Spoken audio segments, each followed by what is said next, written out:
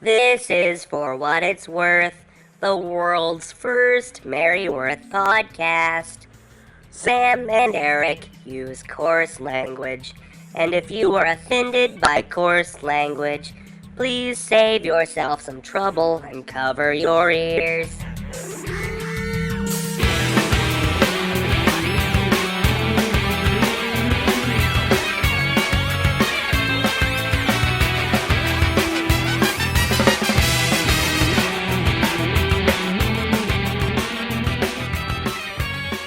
I was working in the lab late one night when my eyes beheld an eerie sight, for my monster from his slab began to rise, when suddenly, to my surprise, he did For What It's Worth, the world's first and only Merryworth podcast. My name is Sam.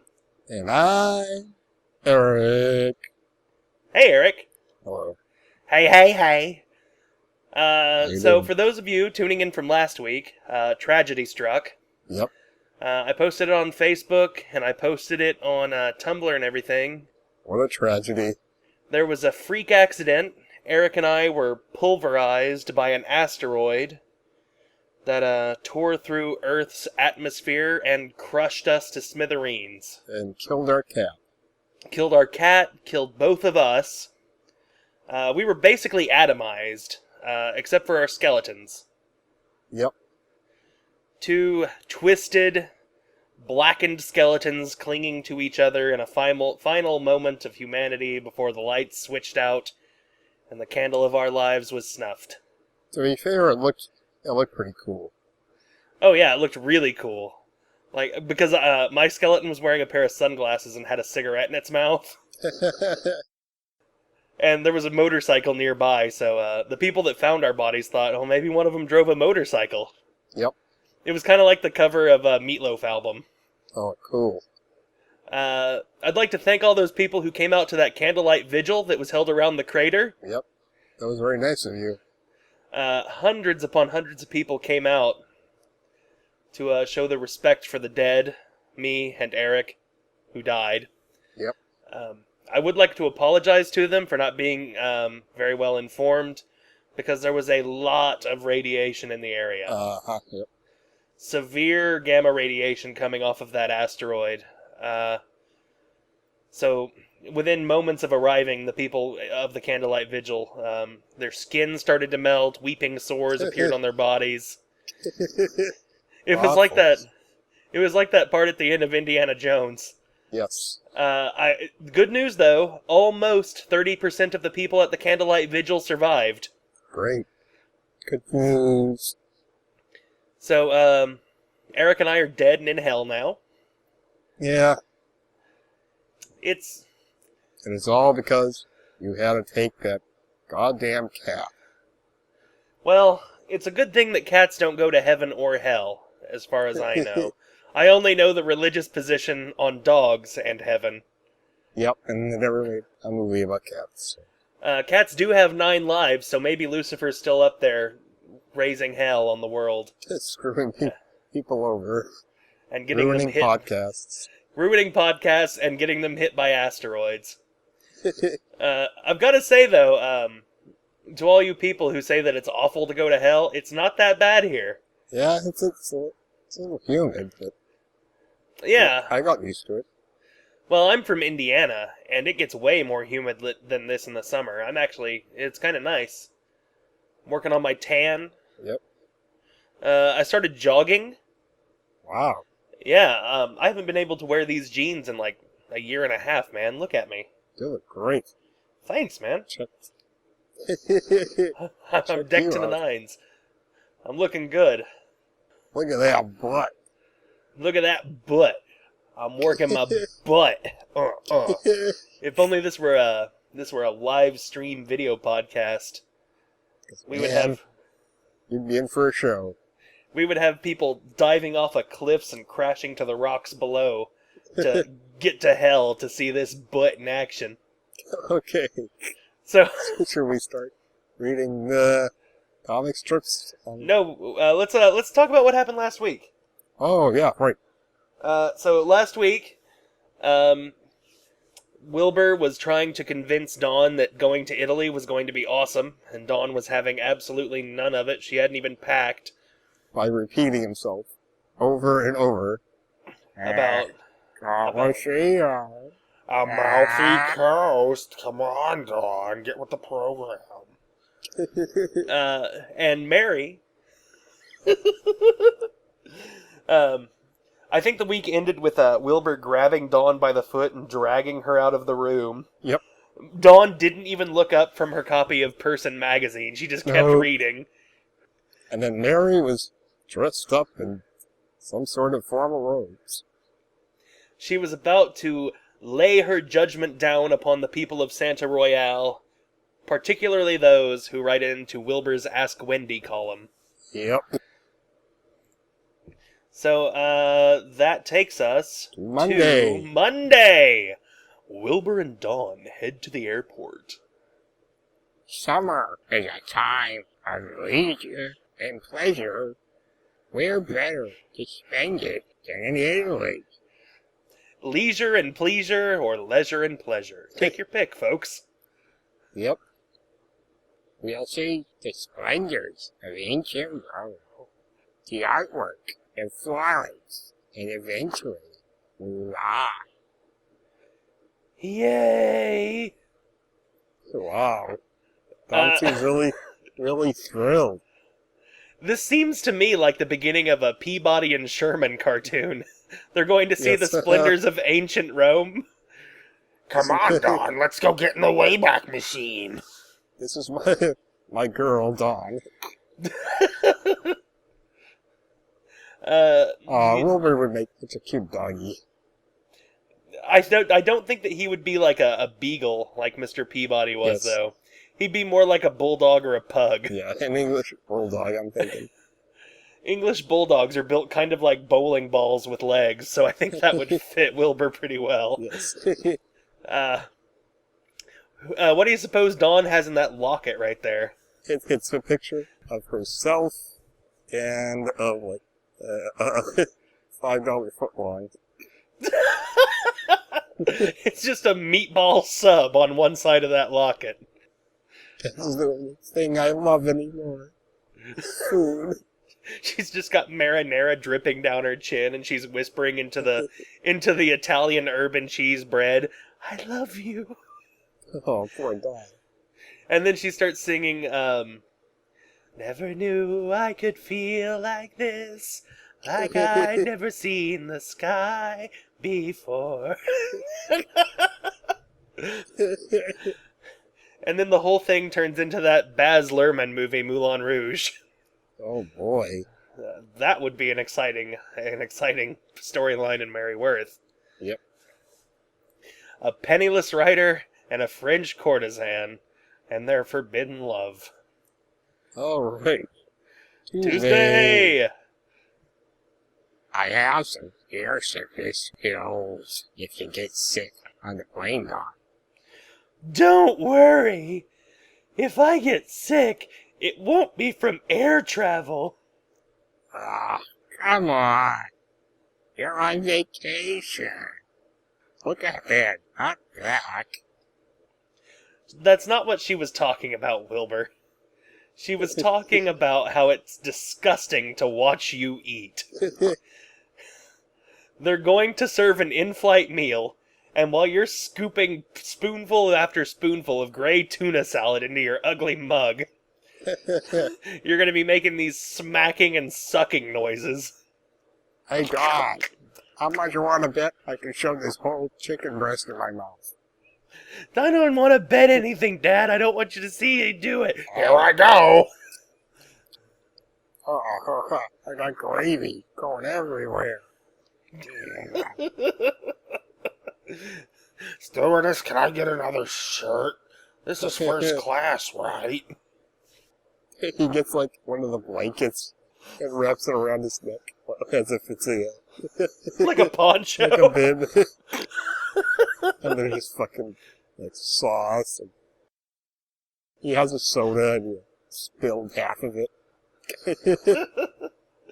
He's still chewing as he falls asleep with his mouth open, and he's just Just a little bit of mashed potatoes dribbles out of the corner of his mouth and rolls down his chest. Also, I hope they make it to their gate. Whichever one it is. Doesn't seem to have a number. That's the Red Arrow Gate, obviously, Eric. Oh. Have you never been in an airport? Nope. There's like the Blue Triangle Gate, and there's the Purple Horseshoes Gate, Yep. and the Green Clovers Gate, the Red Balloon Gate, Sounds good. the Pot of Gold Gate, and then the Tasteless Cereal Gate. There's a celebrity here in the airport, Eric. Yeah. Oh, I see him. Eric Right to the left Clapton. Wow. Ladies and gentlemen, rock and roll legend Eric Clapton from 1971 has stepped into the present, and Look at him. and he's ready to rock. Look, he's got his eyes closed. He's been touring the world for a while now, with I don't know, The Who and another band from the 70s. More like the Who. Okay, no, I'm not this week. Oh, I almost set you up for that, didn't I? Who's this guy in the cap in the middle? In most productions, they instruct the extras not to look at the cameras. Yeah, Apparently, this guy did not get the memo. I think he's some kind of kidnapper. He's eyeing Dawn. I bet I can throw a bag over her head and drag her off before Homer Simpson over there knows what hit him. I bet Fatty's worth quite a few pennies. He's gonna kidnap Wilbur. Yep. If there's such a high demand for fat bald men on the white slave black market. But at least Lisa Kudrow is standing behind him. We'll stop him. All right. Wednesday. Turn that frown upside down. We're going to have a great time. Yippee! Hey, Dawn, smell my finger. Can you guess where it's been? I hate this game, Dad. Dawn, if you don't cheer up, those overhead compartments are awfully big. You could stay in one of those till we get there. I've always kind of wanted to sleep in a coffin. This is close enough for me. Climbs up in there. Look at the size of that thing. That's true. You could definitely fit a man in there. Look at that guy's just gonna he's pushing in his briefcase first, his suitcase, and then he's gonna jump in himself. It's like those compartment hotels in Japan. Yeah, I was just about to say that. He just kind of curls up, shuts it down. There's a bamboo shade screen he can pull down to keep the light out. Yeah, oh, it's like... Anytime you fly Air Tokyo, Yep. you know you're in for a treat. I'm not sure exactly why they're taking Air Tokyo from California to Italy, but I'm sure that Wilbur got a really good deal on those tickets. Yep. Don't worry, Don. We just had to do 5 stopovers. We'll get there. Well, that's how he's going to end up in Rome and Florence Amalfi. and then Amalfi and then Milan. Those are their layovers. They're actually not. They're completely different places. He's just hoping that Dawn doesn't know about those places, so they'll trick her. He can trick her. He's got to put his hands over her eyes when she's in the airport so she doesn't see a sign. Wow! Look at a Coliseum. And it's some Scottish castle. There's a big sign that says "Welcome to Istanbul." Wilbur's trying to distract her. Look, it's Etzel's Pretzels. Meanwhile, Dear Wendy, I need your help. I can't go on like this anymore. oh dear, Oh no. what's happening? That computer's very, very depressed. Mary has got a banging system, though. Look how big that screen is. Yeah. My Goddamn. TV isn't that big. I'm impressed. Also, Wilbur's got a pretty cush job. Just sits at home on his computer. Just chilling out, yeah. Like, I kind of assumed that he at least went into his, like, newspaper place. Yeah, like he had an office there. But no, it looks like he just does all of his work from home. So, want to go on to Thursday? I would like to go on to Thursday, please. After being disappointed again, I've given up the idea of ever being happy. People are selfish, greedy, and dishonest. Wake up, Mary. Oh, what? Excuse me? I was just having a snooze. I've run out of hope for humankind. I hate it that I've become so jaded. So do I. And then Mary presses delete on her keyboard, and a ray comes out of this person's screen and just dissolves them into a skeleton. Also, I like that Mary's in like a completely white room suddenly, devoid of anything. It's like that part in The Matrix, which Yeah. I believe we've made that joke before. Probably. She's just floating around in the void. It's like that part in The Producers. She left the co-star of Springtime for Hitler left alone in the room and told her to tidy up. And when she got back, she painted everything white. We gonna do Friday? Yep. Dear Jaded, this is a hard world we live in. There are bad things in the world, but it's not all bad.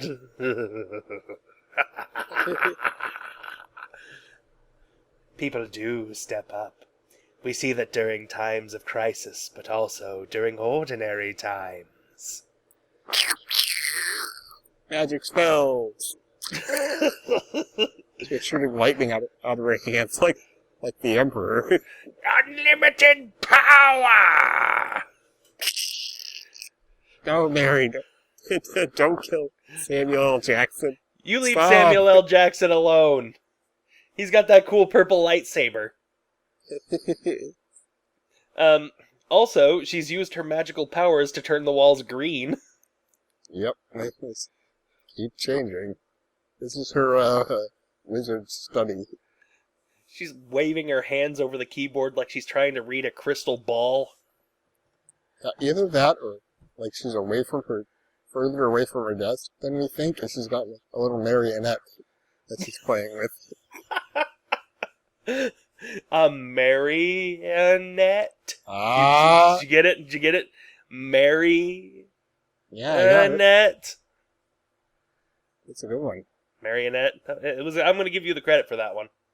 Alright, thank you. You're welcome. What language is that on the computer screen in panel 1?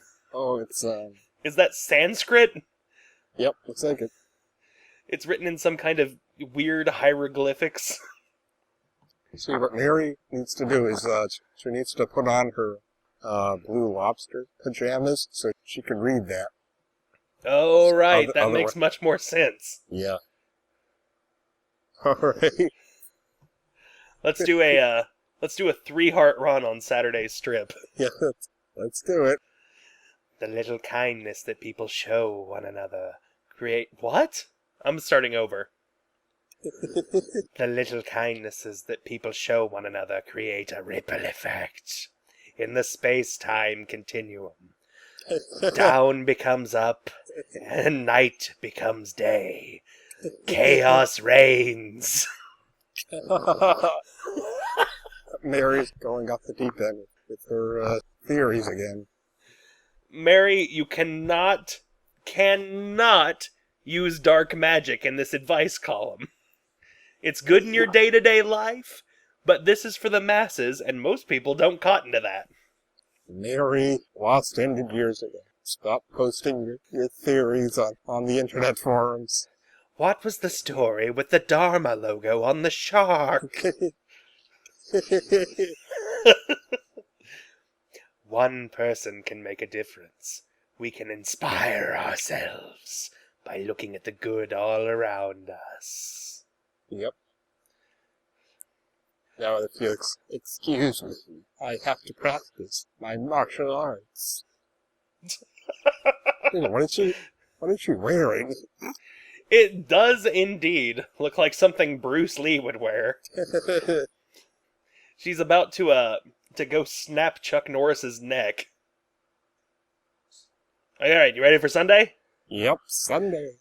Sunday, Sunday, Sunday, where there is doubt, faith, where there is despair, hope, St. Francis.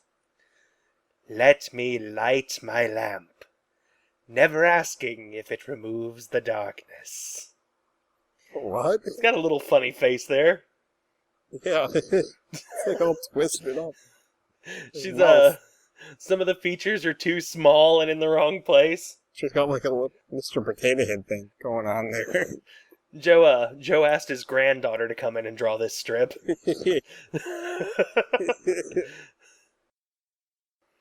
Mary replies to an Ask Wendy reader. You write that you've given up on others, that people disappoint too many times. But people rally and step up. We often see that during times of crisis and tragedy. Again, what is that weird language? Is that Elven? Yep. Are Frodo and Sam about to show up in Rivendell to help Mary with the column?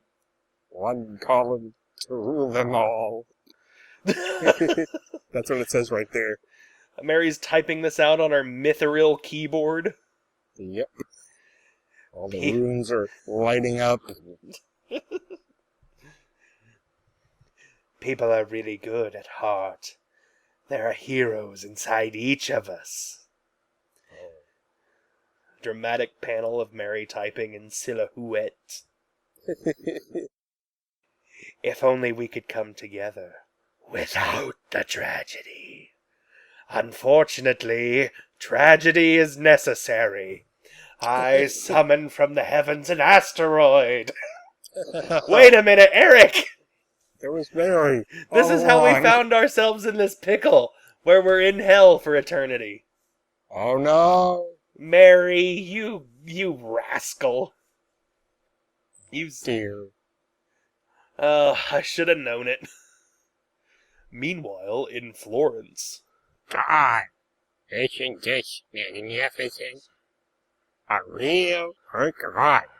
Oh my God. Oh, check 'em out. Reminds me of Dave. Oh. Dawn?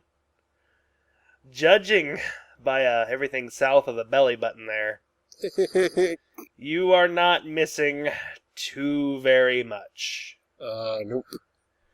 It looks like a turtle poking his head out of a shell. But to be fair, Dave did have a rock hard ass. Man. You saw that guy? Holy crap. Was Dave rocking the glutes, so to speak? Mm-hmm. He's one of those people that always wear, like, bike shorts. Regardless as to whether or not he'd been riding a bicycle. Yep. Oh boy, he could crack walnuts with those buns. So we've arrived in Italy. Yep, finally. Dawn and Wilbur are checking out some naked dude statues. Either that or they're still in Central Royale. That's a cardboard cutout. But, who knows? That's a plaster recreation that's just at the airport. Yes. He just put a blindfold on her and spun her around a couple of times. Yep, here we are. And then drove her to the Olive Garden. Ooh, this Italian food is exquisite. Yeah. Would you like cheese on your salad? Oh, yes. Just Infinite bread. Whoa. Oh, the Sign me breadsticks. up. I can eat. $6.99 for a never-ending pasta bowl? Are you serious? Hey, honey. I guess Italy wasn't hit by the economy, huh? Look at these prices. So there's the week. So, Would predictions? you like? I don't know. Again, we're at a crossroads. We can either follow Mary around for another week as she waxes philosophical about hope and lighting her lamp and whatever she was talking about. Waxing her lamp. Waxing her lamp. I don't like that, Eric. Or we could chill out with Dawn and Wilbur in Italy. Both Or of which are very, very exciting. yeah, because there's nothing more fun than watching a depressed teenager and her equally depressed father moping around on the beach looking miserable together. Like, I think that proximity is the only reason those two spend any time with each other. Yep, pretty much. My prediction is... God, I don't even know. I can't think of anything. That's my prediction. Every week we make a prediction, and every week we are wrong. And I think that's the appeal of Mary Worth, is that it's completely boring, but at the same time unpredictable. Yes. Okay, I'm gonna say that Don's gonna find a handsome stud in Italy. His name's going to be Vincenzo. Yep. Hey, Vincenzo, you see the American girl out there, huh? Go and get her number. Mwah, molto bene. He's gonna have a little mole on his face. A little mole on his cheek and a little moustache. Oh boy. Do you want to do a worthy moment of the week? Yes. Well, Of course. I love the worthy moment of the week. Oh my God. Ah! Yes. Yes. Play that sound.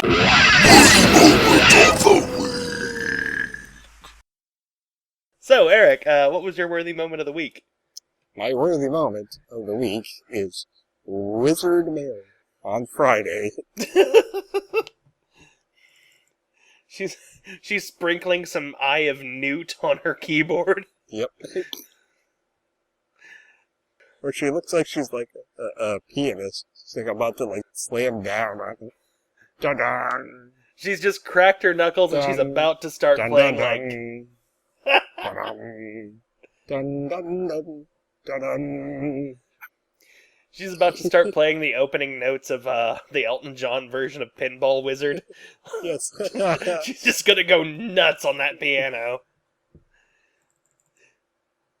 Alright, what was your worthy moment of the week? My worthy moment of the week was Tuesday, where Dawn just flat out says that Wilbur disgusts her. You make me sick, Father. Father, it disgusts me that you and I share the same DNA. And look at that shadow on your face. He was chewing on an ink pen, and it just busted.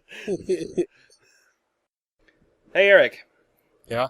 Let's give the devil his due and say some thank yous. Yep. First off, we would like to thank Wanders of the blog Maryworth and Me at maryworthandme.blogspot.com. Yep. Wanders is a fellow who writes jokes about Mary Worth, much like we do, only he does it with typin' instead of gabbin'. Yep. His blog's very funny. You should go read it every day. I do. Also, I would like to thank the Aquabats for not throwing the hammer of justice at us for illegally using their song Sequence Erase as our theme song. Yep. Good guys.